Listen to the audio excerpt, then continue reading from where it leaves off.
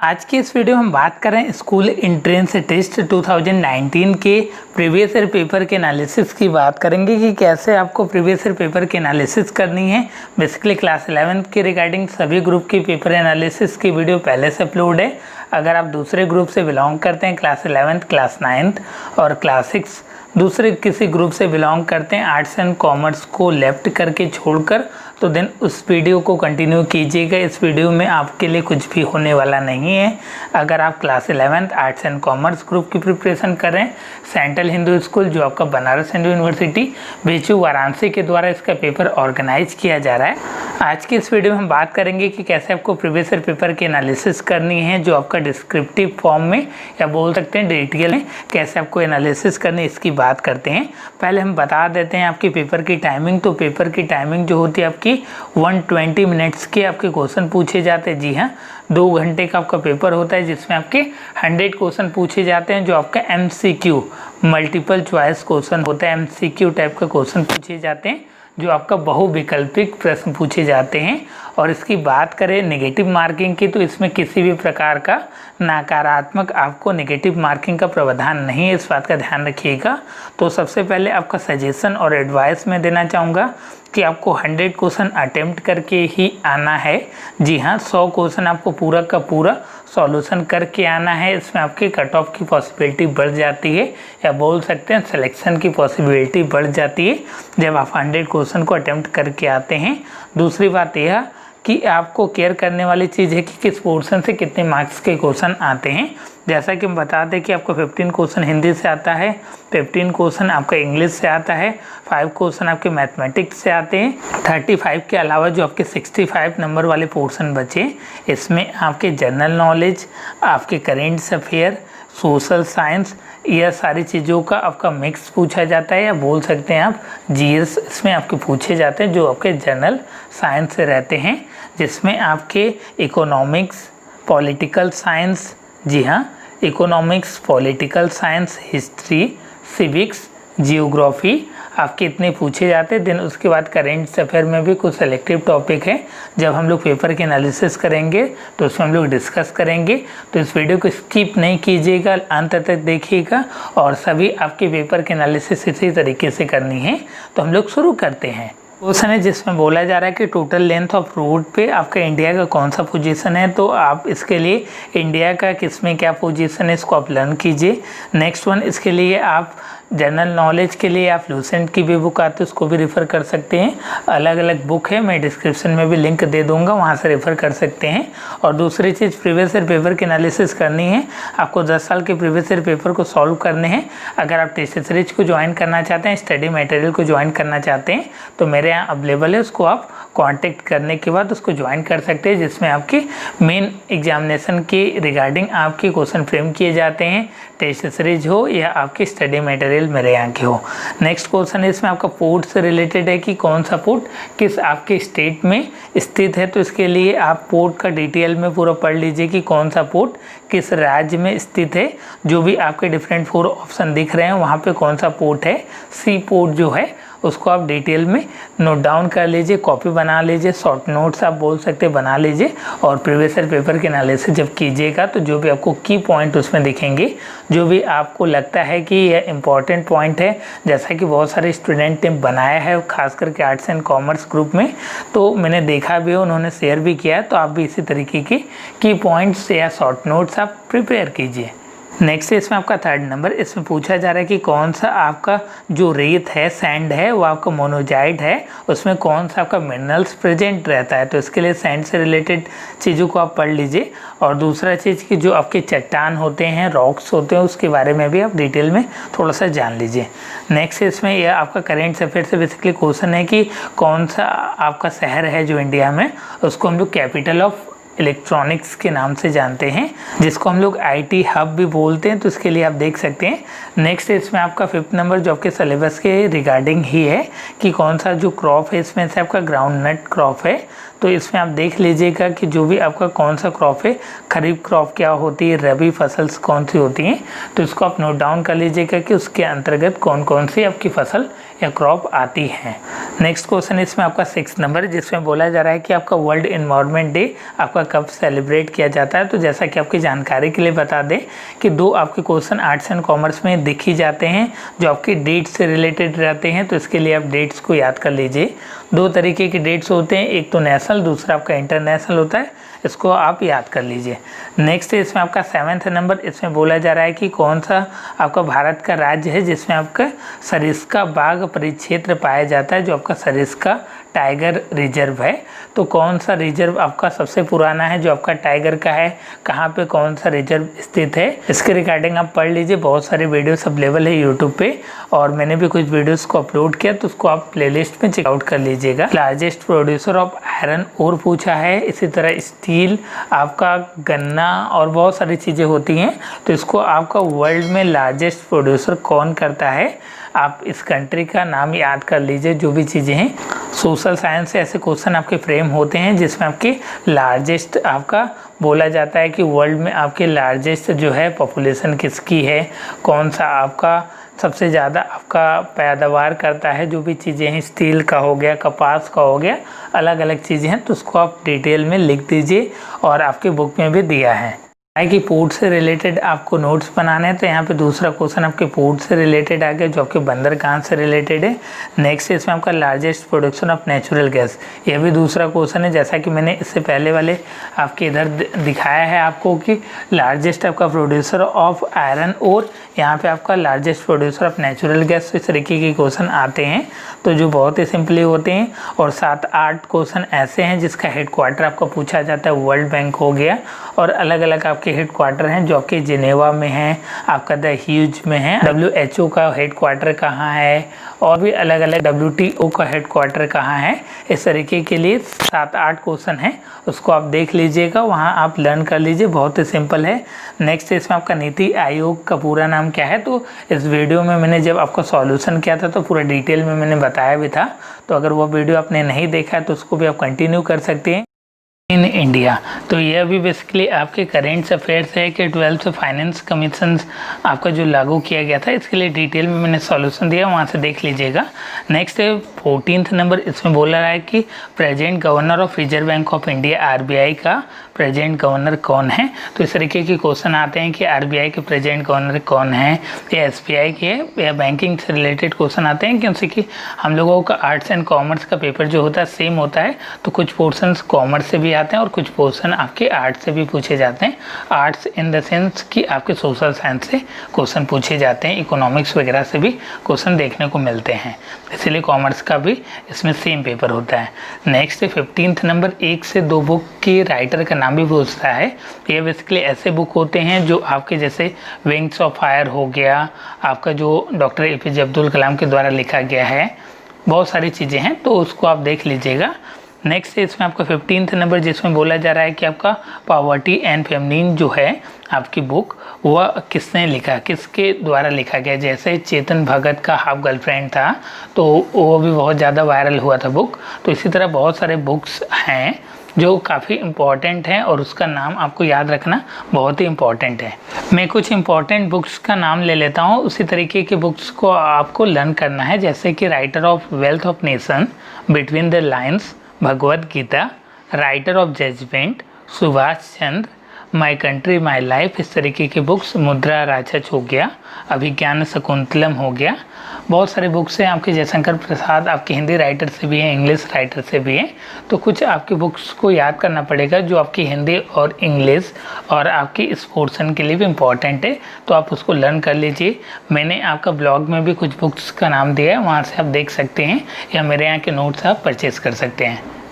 Next है आपका 16th number, जो आपके इकोनॉमिक्स से क्वेश्चन आया है, सेक्टर के बारे में पूछा जा रहा है कि कौन सा सेक्टर जो है आपका टर्सरी सेक्टर में आपका क्या होता है। नेक्स्ट है आपका 17th नंबर, जिसमें बोला जा रहा है कि जो आपकी ग्रामीण बैंक है बांग्लादेश में, उसके फाउंडर कौन है। तो इस तरीके के रैंडम क्वेश्चन पूछे जाते हैं, इसका कोई फिक्स्ड आपका सिलेबस है, इस बात का ध्यान रखिएगा। नेक्स्ट इसमें आपका 18th नंबर जो आपका क्वेश्चन पूछा है कि आपके सिलेबस से जो आपका चैप्टर है सोशल साइंस में लिबरलाइजेशन और ग्लोबलाइजेशन प्राइवेटाइजेशन, जानते होंगे कि ग्लोबलाइजेशन क्या होता है, लिबरलाइजेशन क्या होता है।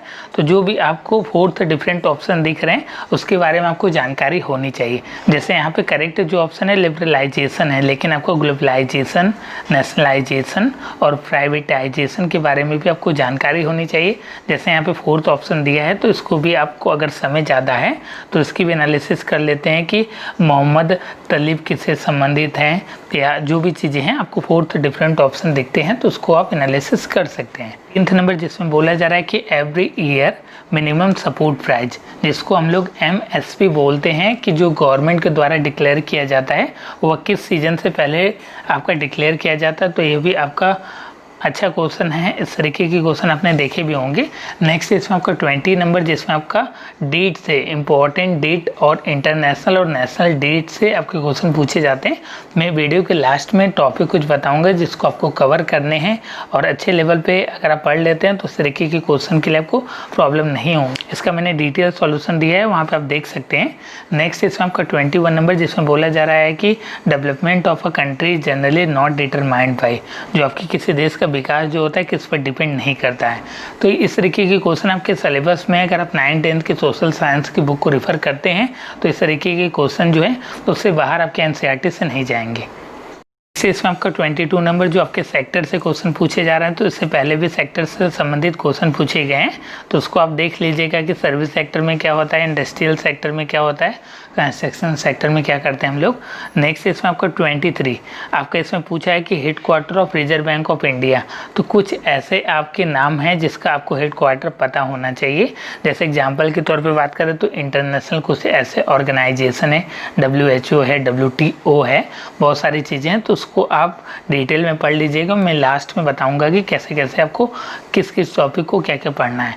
इसमें पूछा जा रहा है कि लिस्ट आपका पॉपुलेशन क्या है, तो इंडिया का पॉपुलेशन कितना है आपको ये पता होना चाहिए, डेंसिटी वगैरह उसका देख लीजिएगा। और दूसरी चीज़ें कि कौन सा राज्य आपका लिस्ट पॉपुलेशन है और कौन सा आपका लार्जेस्ट पॉपुलेशन है, यह ऑप्शन के ऊपर डिपेंड करता है। जैसा कि आप जानते हैं कि गोवा जो होता है लिस्ट पॉपुलेशन स्टेट होता है, आई थिंक आपके मणिपुर भी होते हैं, तो वह आपके क्षेत्रफल के दृष्टि से भी होते हैं, अलग अलग चीज़ों को ध्यान में रखते हुए होते हैं। तो यहाँ पे ऑप्शन के अकॉर्डिंग आपको टिक करना है। ऐसा नहीं है कि यहाँ पे गोवा नहीं दिया तो आपको टिक नहीं करना, आपको ऑप्शन के अकॉर्डिंग टिक करने हैं। नेक्स्ट इसमें आपका 25 नंबर, जिसमें पूछा जा रहा है कि राइट टू इन्फॉर्मेशन एक्ट जो आपका RTI हुआ वह आपका कब फोर्स में आया। एक चीज़ होती है कि आपका पास किया गया पार्लियामेंट में और कब से लागू हुआ, यह दोनों चीज़ों में अंतर है। तो जब भी आप चीज़ों को याद करेंगे कि जैसे आपका स्वतंत्रता दिवस हो गया, कोई भी एक्ट हो, आपके एक्ट से रिलेटेड भी क्वेश्चन पूछे जाते हैं, और आपके आर्टिकल, जी हाँ, अनुच्छेद से भी क्वेश्चन पूछे जाते हैं कि ये आर्टिकल आपका किसके लिए होता है या इस चीज़ के लिए कौन सा आर्टिकल होता है, इस तरीके के क्वेश्चन आते हैं। इसमें पूछा जा रहा है कि आपका officially language in India, number of constitutionals जो आपकी संवैधानिक मान्यता है उसमें आपके इंडिया की कितनी लैंग्वेज है, तो इसको आप पढ़े भी होंगे, आई थिंक जानते भी होंगे। नेक्स्ट है इसमें आपका कि सबसे ज़्यादा आपका इंडिया में कौन सी भाषा बोली जाती है, तो मैंने डिटेल में बता भी दिया, इसको देख लीजिएगा। अगर इस तरीके के क्वेश्चन आपके भविष्य में आते हैं तो आपका यहाँ से क्लियरेंस हो जाएगा, इसके लिए ज़्यादा आपको परेशान होने की ज़रूरत नहीं है।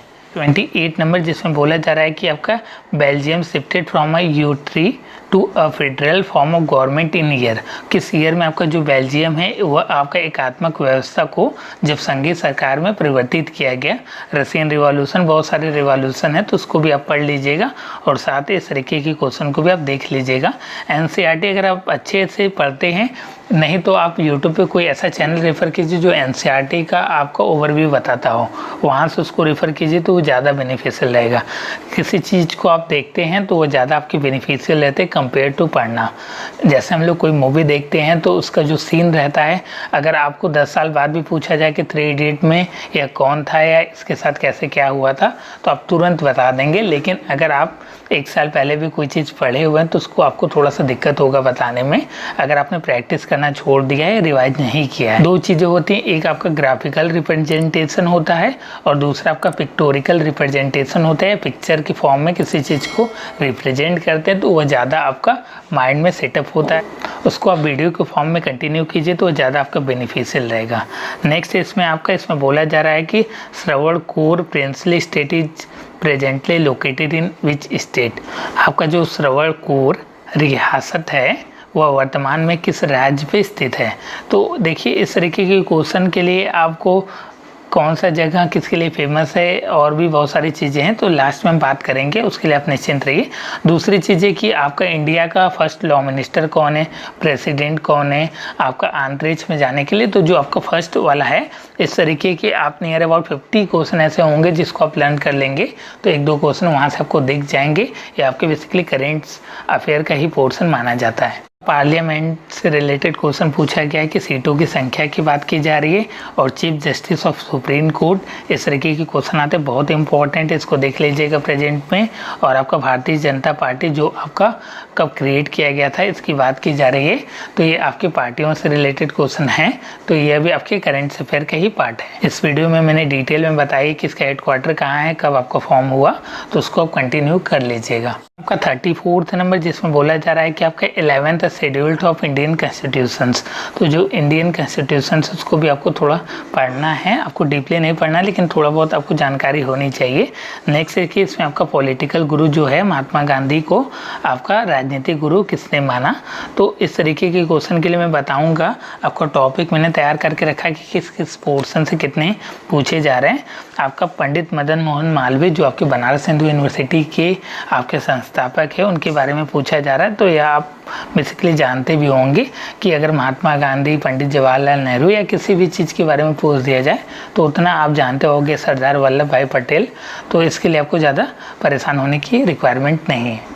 ये बोल दिया था 37 क्वेश्चन में आपके आर्टिकल से रिलेटेड क्वेश्चन आए हैं, तो जो आपका अनुच्छेद से रिलेटेड क्वेश्चन पूछे जाते हैं। नेक्स्ट है कि आपका कब एडॉप्ट किया गया था, इस तरीके के क्वेश्चन मैंने देखा आपका कि कौन सा एक्ट कब पारित हुआ था, कब लागू हुआ था, तो इसको आप डिटेल में पढ़ लीजिएगा। नेक्स्ट इसमें आपका 39th नंबर जिसमें बोला जा रहा है कि which Indian artist decorated the hand retain copy of the Indian constitutions, किस कलाकार ने भारतीय संविधान की हस्तलिखित प्रति को सजाया था, तो वह आपका नंदलाल बोस है। इसके रिगार्डिंग और भी चीज़ें हैं कि जैसे आपका हम लोगों का फ्लैग होता है तो उसको किसने आपका डिज़ाइन किया, इस तरीके के क्वेश्चन पूछे जाते हैं। आर्टिकल से रिलेटेड आपके एक और क्वेश्चन दिख गए हैं तो उसको आप पढ़ लीजिएगा कौन सा आर्टिकल किससे संबंधित है। एक आर्टिकल आपके 15 पे आपकी मूवी भी आई, आई थिंक आर्टिकल 15 या 17 है, आई थिंक 15 है, आर्टिकल 15 पे मूवी आई है, तो उसको भी आप देख सकते हैं।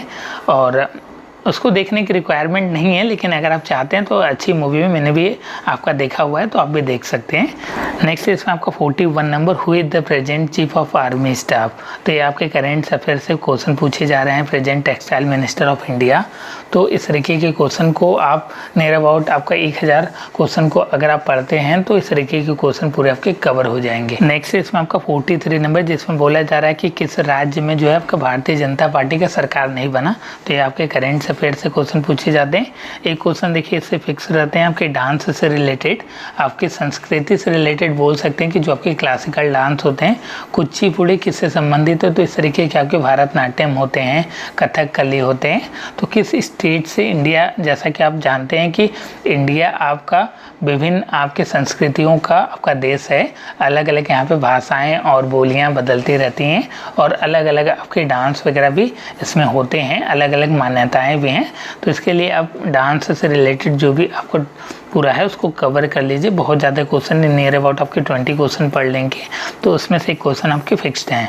नेक्स्ट है कि आपका कौन सा पर्सन किससे रिलेटेड है। जैसे स्पोर्ट की बात करें तो कोई आपका प्रॉपर एक नाम दे दिया, उसे बोल देगा कि किस स्पोर्ट से संबंधित है, या कोई इंस्ट्रूमेंट्स जो आपके बजाने वाले हैं, प्रसाद चौरसिया जो हैं आपका किससे संबंधित इसमें पूछ दिया, तो पर्सन से रिलेटेड क्वेश्चन आते हैं।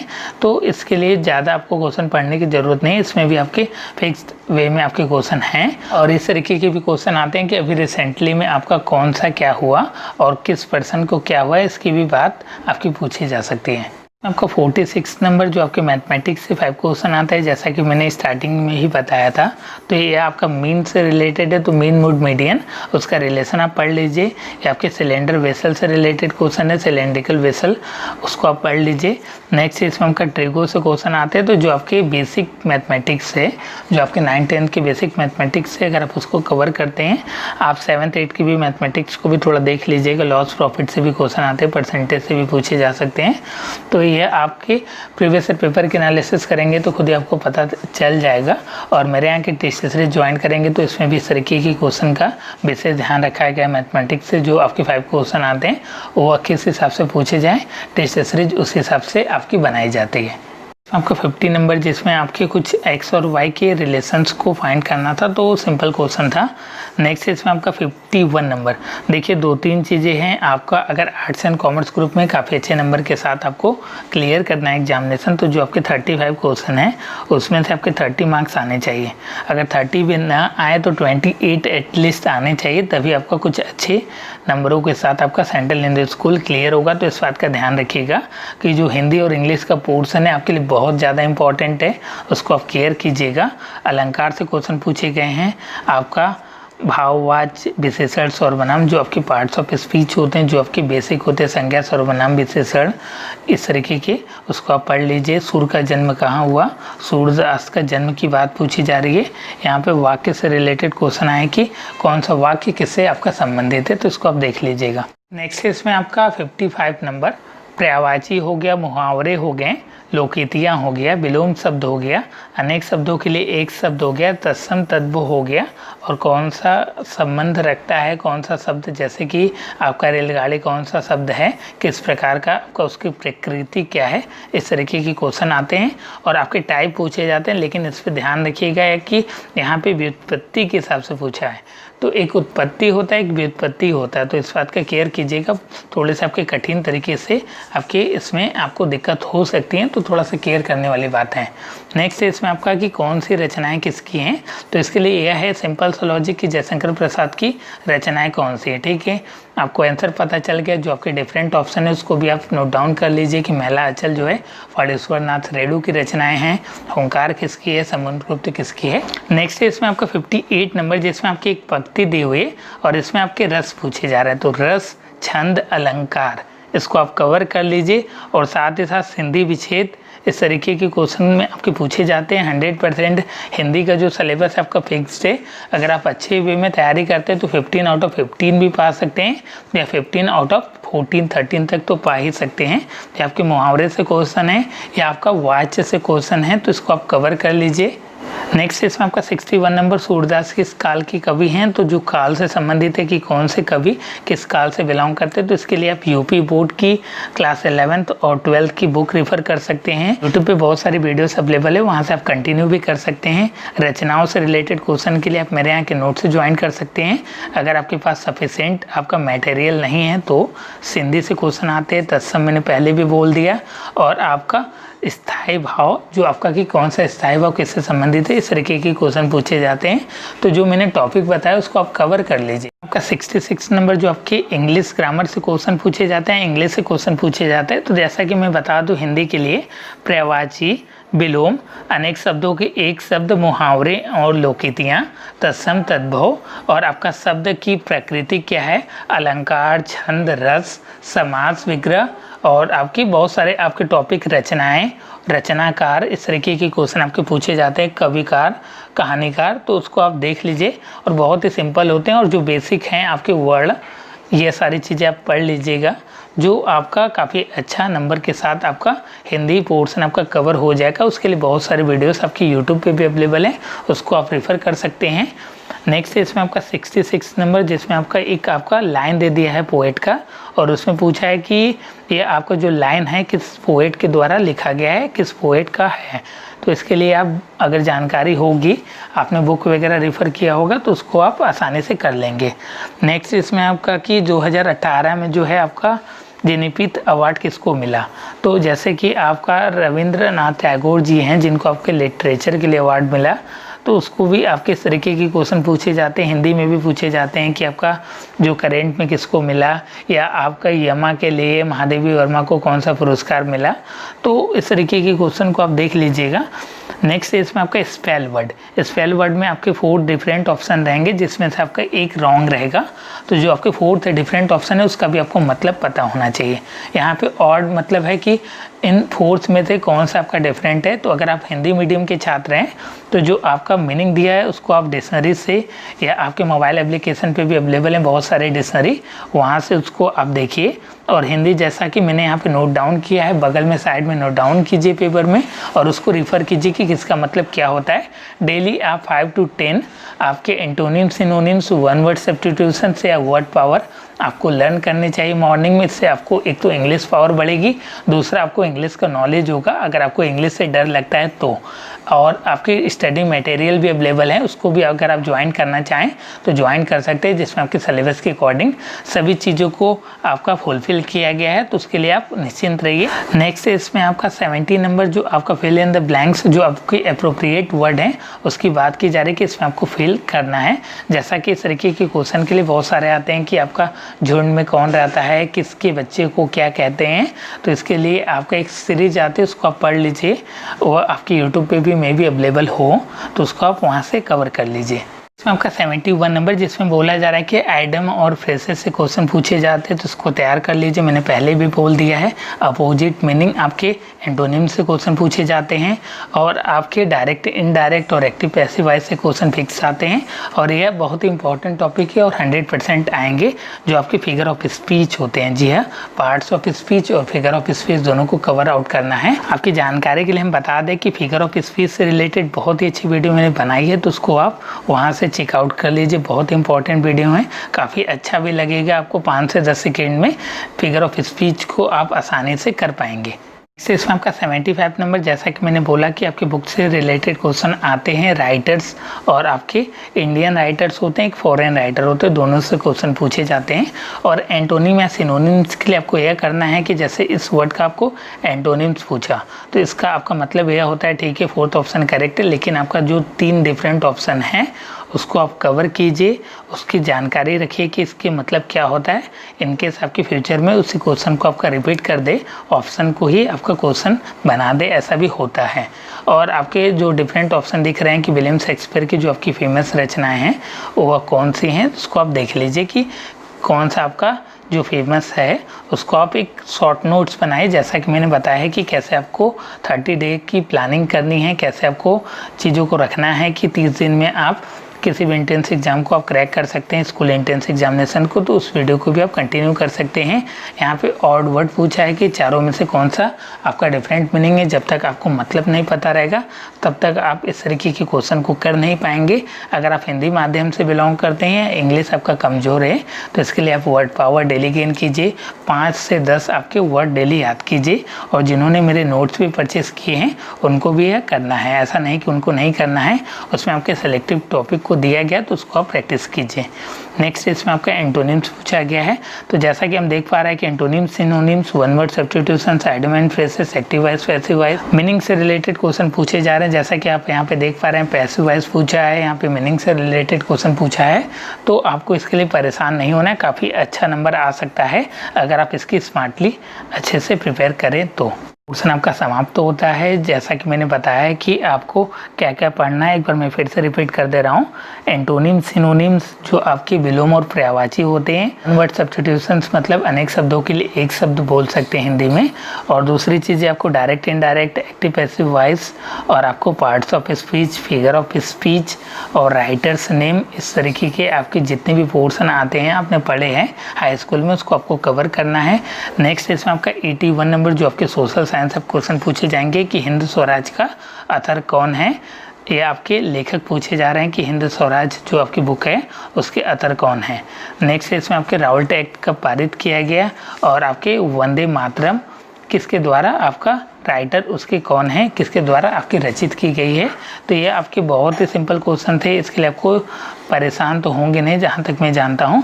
और दूसरा चीज़ है कि आपका मदन मोहन मालवीय से रिलेटेड क्वेश्चन पूछे गए हैं कि जो आपके लीडर हैं, अभ्युदय हैं और आपके मर्यादा है और आपके हिंदुस्तान टाइम्स इस तरीके के आपके एडिटर कौन थे, तो मदन मोहन मालवीय जी थे इसमें से। तो आप जवाहरलाल नेहरू से रिलेटेड क्वेश्चन आपके पूछे जा सकते हैं, महात्मा गांधी से रिलेटेड क्वेश्चन पूछे जाते हैं कि इन्होंने कौन सी बुक लिखी, सरदार वल्लभ भाई पटेल से क्वेश्चन पूछे जाते हैं। जैसा कि आपकी जानकारी के लिए बता दें कि इनकी बहुत ही बड़ी आपकी मूर्ति बनी है, जी हाँ स्टैचू बनी है, तो उसको आप पढ़ लीजिएगा, इसके बारे में थोड़ा सा प्रेफर भी कर लीजिएगा कि कितनी आपकी बड़ी मूर्ति है, कितना आपका कॉस्टिंग हुआ, कब बनी, उसके बारे में आप एक बार पढ़ लीजिएगा। नेक्स्ट है इसमें आपका 85 नंबर जो आपके नेपोलियन है वो आपका कब डिफीट किया गया था, किस ईयर में। इस तरीके के क्वेश्चन देखिए आपके हिस्ट्री से क्वेश्चन पूछे जा रहे हैं, तो इसके लिए आपको रेफ़र करना पड़ेगा 9th और 10th की बुक। जैसा कि 86 भी सेम है और आपका 87 भी इसी तरीके के क्वेश्चन है, तो इसके लिए मैं कुछ आपको सजेशन नहीं दूंगा। इसके लिए आपको एक ही सजेशन है कि आप NCERT को फॉलो कीजिए। इसमें आपका 88 नंबर वर्ल्ड वॉर से रिलेटेड क्वेश्चन है, आपका वेद से रिलेटेड क्वेश्चन है कि आपका जो ऋग्वेद है उसका नवा मंडल किसको समर्पित है। और नेक्स्ट इसमें आपका डेमोक्रेटिक रिपब्लिक इन विनायतमान आपका कब इस्टेब्लिश किया गया और किसके द्वारा आपका इस्टेब्लिश किया गया। तो ये सारे आपके क्वेश्चन सोशल साइंस से आपके NCERT भी बेस्ड हैं, जैसा कि मैं देख पा रहा हूँ। नेक्स्ट इसमें आपका 91 नंबर जिसमें बोला जा रहा है कि जो आपका फर्स्ट रिवॉल्यूशन हुआ यूरोप का वो कहाँ पे आपका टेक प्लेस हुआ और कब हुआ, इसको भी आप डिटेल में देख लीजिएगा। नेक्स्ट इसमें आपका कि 1857 का जो आपका राउल्ट एक्ट हुआ था उसमें आपके गवर्नर जनरल कौन थे इंडिया के उस समय, लॉर्ड कैनिंग थे। आर्य समाज की स्थापना कब हुई, आर्य महिला समाज, ठीक है। नेक्स्ट इसमें आपका कि आपका जो आपका इस्टेब्लिश्ड हुआ कॉलोनी वो आपके विनायत नाम में किस कंट्री में हुआ, तो किसके द्वारा हुआ, तो इसको आप पढ़ लीजिएगा। या आपके सोशल साइंस का पोर्शन, इसके लिए मैं कुछ आपको सजेशन नहीं दूंगा, केवल आपके 9th-10th की बुक आपको रेफर करने के लिए बोलूँगा। नेक्स्ट इसमें आपका 95 नंबर जिसमें पूछा जा रहा है कि Mahatma Gandhi after his return from South Africa delivered his first public speech on February 6, 1916। जैसा कि हम बता दें कि ये आपका बीएचयू का स्थापना दिवस है, तो गांधी जी ने अपना स्पीच आपका बनारस हिंदू यूनिवर्सिटी में आपका दिया था। नेक्स्ट इसमें आपका जियोग्राफी से क्वेश्चन है कि आपका शॉर्टेस्ट डे कौन सा है। नेक्स्ट इसमें आपका 97 नंबर है आपके ट्रॉपिक ऑफ कैंसर कहाँ से आपका पास नहीं करती, तो ये भी आपका जियोग्राफी से क्वेश्चन है, इसके लिए मैंने डिटेल सॉल्यूशन दिया हुआ है। नेक्स्ट इसमें आपका 98 नंबर जिसमें बोला जा रहा है कि oldest land form in India, जो आपका ओल्डेस्ट लैंड फॉर्म है इंडिया का वो आपका कहाँ पे है, कौन सा है, तो इसके लिए मैंने दिया हुआ है, बहुत सारी चीज़ें बताई हुई हैं। और आपका मोस्ट प्रोड्यूसर ऑफ माइका जो आपका कौन सा स्टेट है सबसे ज़्यादा आपका पहले नंबर पे माइका को प्रोड्यूस करता है, यहाँ पे मैंने नंबरिंग भी की है। और आपके यह बेसिकली आपके सोशल साइंस से क्वेश्चन पूछे जा रहे हैं, जियोग्राफी वाला पोर्शन है, तो इसको कवर कर लीजिए।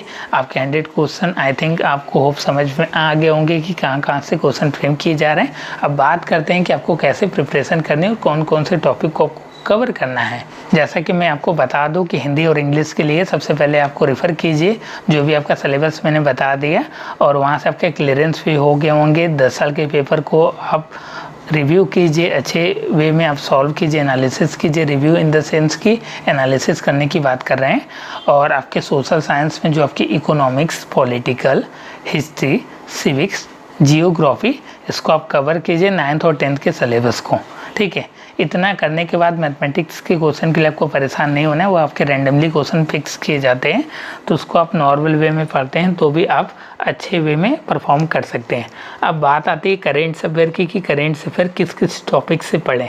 तो सबसे पहले नंबर पे आता है कि आपके नोबेल प्राइज़, करेंट में किसको नोबेल प्राइज़ से सम्मानित किया गया और कौन सा आपका भारत का सबसे सर्वश्रेष्ठ नोबेल प्राइज़ है और किसको नहीं मिला। जैसे 4th डिफरेंट ऑप्शन दे सकता है, उसमें बोल देगा कि भारत रत्न किसको नहीं मिला। इसमें इस तरीके के क्वेश्चन पूछे जा सकते हैं।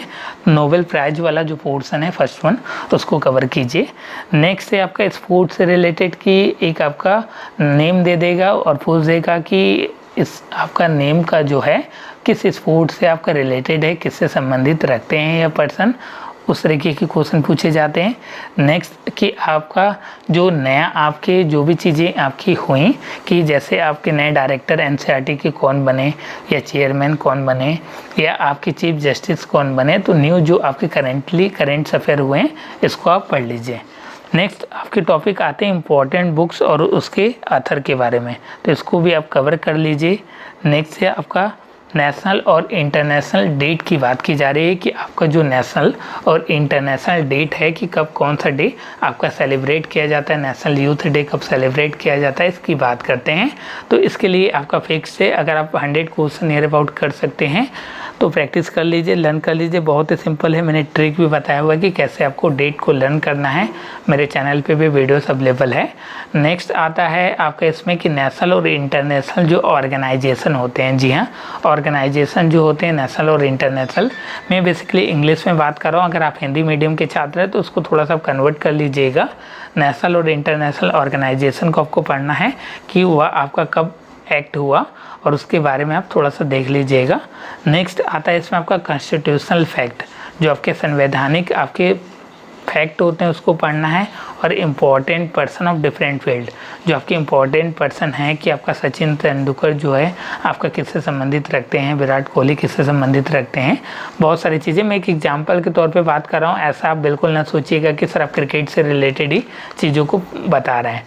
नेक्स्ट है आपका वर्ल्ड हिस्टोरिकल फैक्ट और उसके इवेंट के बारे में कि आपको वर्ल्ड की जो हिस्टोरिकल फैक्ट है उसके बारे में आपको पढ़ना और इवेंट कौन सा हुआ उसके बारे में आपको जानकारी लेनी है। नेक्स्ट वन आता है आपका पॉपुलर निकनेम, किसको आपका पॉपुलर निकनेम है कि जैसे सरदार वल्लभ भाई पटेल को आपका आयरन मैन से संबंधित किया जाता था, तो बहुत सारे हैं कि लौह पुरुष किससे संबंधित हैं, तो आपका पॉपुलर निकनेम आपका किसने क्या रखा इसको आप देख लीजिएगा। और एक क्वेश्चन आपके दिख जाते हैं कि इम्पोर्टेंट आपके या फेमस आपके कोटेशन पूछे जाते हैं जो आपके नेशनल मूवमेंट में यूज किए गए हों। और ऑर्गेनाइजेशन से क्वेश्चन पूछे जाते हैं हिस्टोरिकल प्लेस से कि ये प्लेस कहाँ पर स्थित है या इस प्लेस का किससे संबंधित है, इस तरीके के क्वेश्चन आपके पूछे जाते हैं। और लास्ट वन आपका इंडियन हिस्टोरिकल फैक्ट और उसके इवेंट और आपके जियोग्राफिकल फैक्ट होते हैं, इससे आपके क्वेश्चन पूछे जाते हैं, तो इसको आप कवर कीजिए। जैसा कि मैंने बता दिया कि आप 9-10 की बुक को रेफ़र कीजिए, वहाँ से ये पोर्शन कवर होंगे। आपको कैसे प्रिपरेशन करना है, सबसे पहले आप प्रीवियस पेपर की एनालिसिस कीजिए, एनसीईआरटी को फॉलो कीजिए, नंबर ऑफ क्वेश्चन को प्रैक्टिस कीजिए। अगर आप चाहते हैं तो मेरे यहाँ की स्टडी मटेरियल टेस्ट सीरीज को ज्वाइन कीजिए। टेस्ट सीरीज इंपॉर्टेंट है, उसका रीज़न ये है कि जब तक आप पढ़ रहे हैं अगर उसकी एनालिसिस आपको नहीं करने आएगा तब तक आपकी पढ़ाई अधूरी है कहीं ना कहीं, तो आपको टेस्ट सीरीज को ज्वाइन करना बहुत इंपॉर्टेंट है। तो इस बात का ध्यान रखिएगा, टेस्ट सीरीज को आप ज्वाइन कीजिए पॉसिबल अगर हो, नहीं तो आप प्रैक्टिस सेट भी मार्केट में अवेलेबल होती है, उसको आप परचेज़ करके प्रैक्टिस कीजिए। नंबर ऑफ क्वेश्चन जब आप प्रैक्टिस करेंगे तो काफ़ी अच्छा रहेगा। उम्मीद करते हैं कि आपको ये वीडियो काफ़ी अच्छा लगा होगा, तो इस वीडियो को ज़्यादा से ज़्यादा आप लाइक कीजिएगा। अगर कोई पोर्शन आपका छूट गया हो तो कमेंट सेक्शन में आप बता दीजिएगा, या किसी टॉपिक के रिगार्डिंग आपको वीडियो चाहिए तो कमेंट सेक्शन में कमेंट करना ना भूलिएगा। कैसी आपको वीडियो लगी ज़रूर बताइएगा। मिलते हैं नेक्स्ट वीडियो में, तब तक के लिए अपना केयर कीजिएगा। Thank you. जय हिंद, जय भारत।